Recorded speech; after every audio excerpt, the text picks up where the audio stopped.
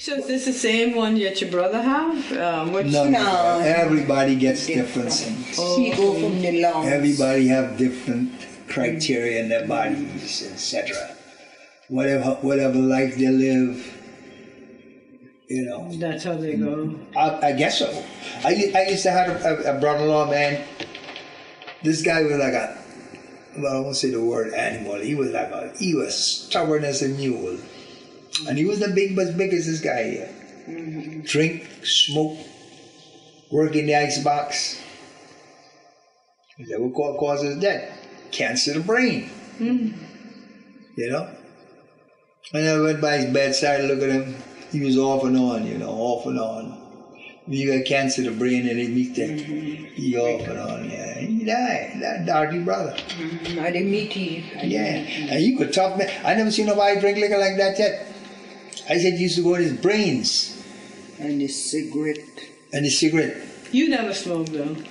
I smoke a little bit for socializing. I stopped smoking over 30 years. Okay? So that's what got the doctor puzzled. They want to know how come my lung. It's those jobs with the what you call it? The pollution.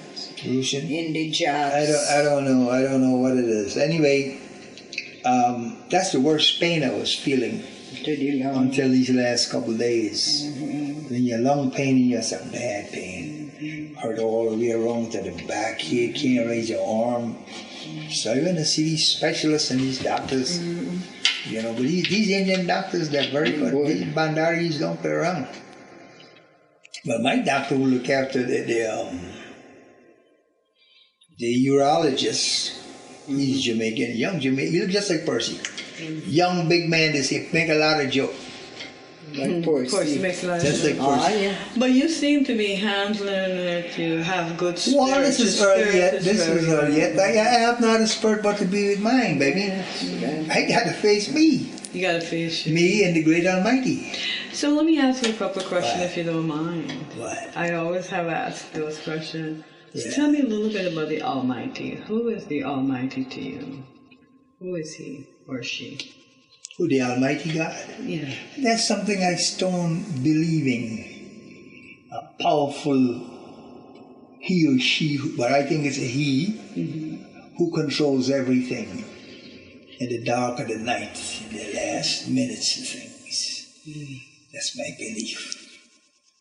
Good. I don't believe in the flesh too much. The flesh is what I see. Who you see. Right. But deep inside, I believe in the great Almighty. Yeah. From since a little boy. Good. Yeah. I'm going to tell you how powerful the great Almighty is. One time I was on my job. And something happened one time, I talked to this man within myself, and I'm alone. And I get so mad, Buck, and I punched the equipment that I was working. Well, I didn't punch it the way to catch my hand and break it. And I summoned him. And I begged him pardon. And that's why I see the power of the man. That's why I see the power. And I stand always praise you, buddy, God. You know what I'm saying, Buck? Oh, yeah. I don't worry with people in that Nah. nonsense. No.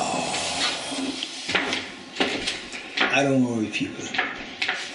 It's greater. I just pray Yes. that He help the people that have the knowledge that can help other individuals like myself or whoever sick. You know, there's a lot of people who give that extra knowledge to, but you know, He didn't give them it for themselves. They help other people, you know, to get pay or whatever. But I pray for them. I pray to Him and I ask Him to help those people To know and Him. make them stronger. Mm-hmm. Or they're doing it good. Yeah. Mm-hmm. So that's it. That's very nice.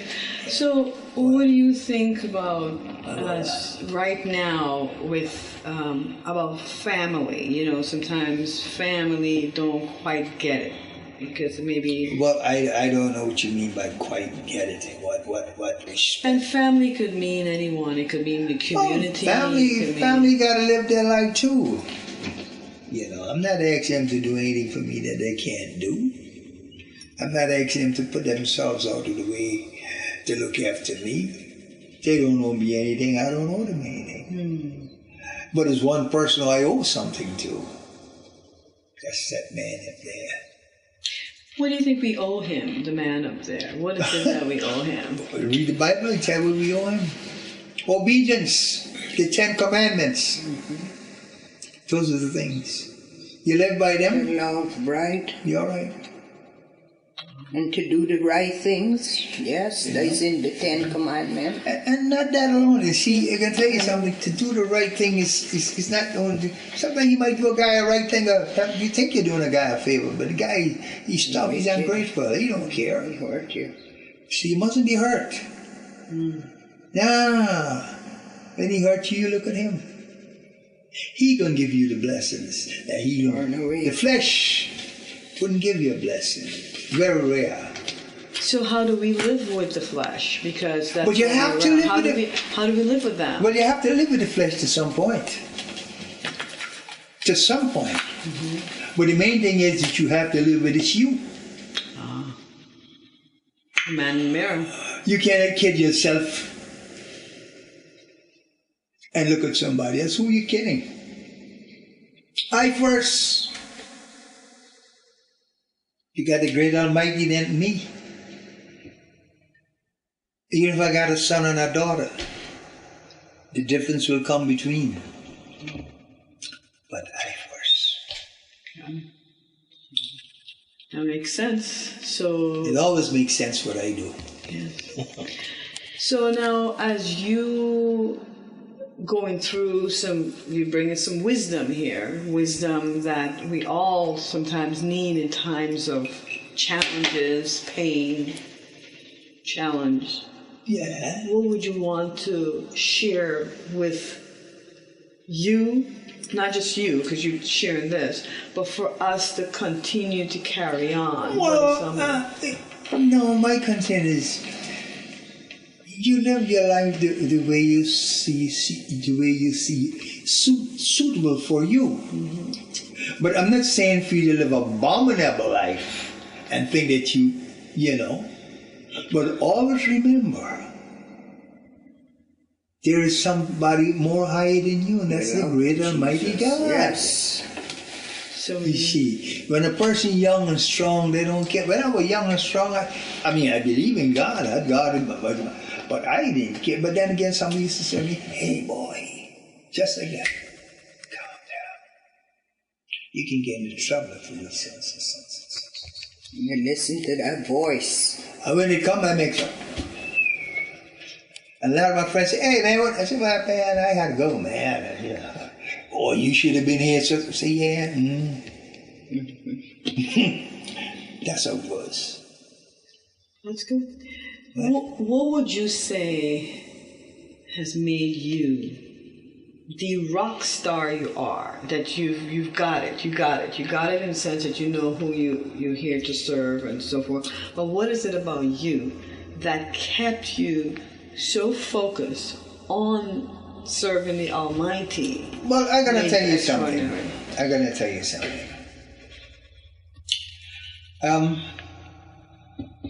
Maybe it's the way how they treat me when I was a kid. maybe had some effects on me. Maybe that's the way I'm supposed to be trained for what I'm confronting now. That's the way I look at it. But there were never no bed of roses for me.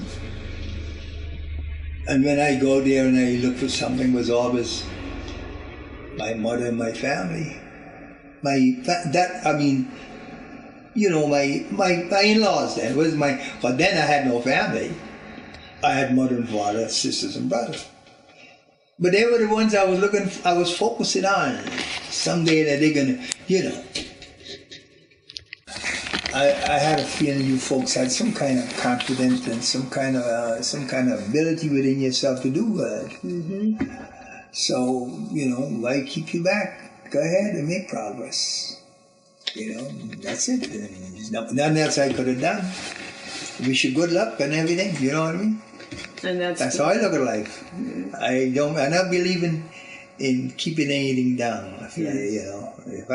I'm like, how should I put it? You got some of these big rich guys and they see something and somebody say, I'm going to invest some money and you come go there and do so. You got it in your blood. That's who you got it. That's the type of guy.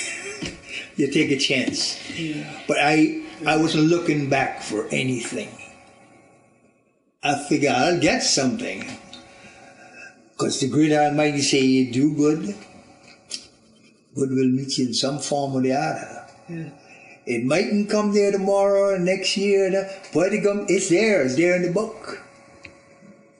You know what I mean? Mm-hmm. Like you said again, you live by the sword, you shall die by the sword. Yes. You have such a good attitude of this whole thing. What I want to know, because this is going to be saved to be here for a long time. We're recording this, but debt is something hard for people to understand. And there's two things people are afraid of: fear and debt. And now, how would you describe that? Because I was never dead. Right. So on the contrary. Fear, but you got Jesus. But I have the fear because I handle a lot of dead people a lot at one time for my living. And I have the fear of what happens. But most people, when they're in a dying bed, they might be in pain or reflection or whatever. Before death comes, they go into a coma, so they don't really know what death is. If you ever witness that, the majority of people in the hospitals and all these places working, they're getting weak. They know they're going to die. Obviously, within that, you got a feeling that I bounce back, but that comes, they pass away, they pass out in the sleep.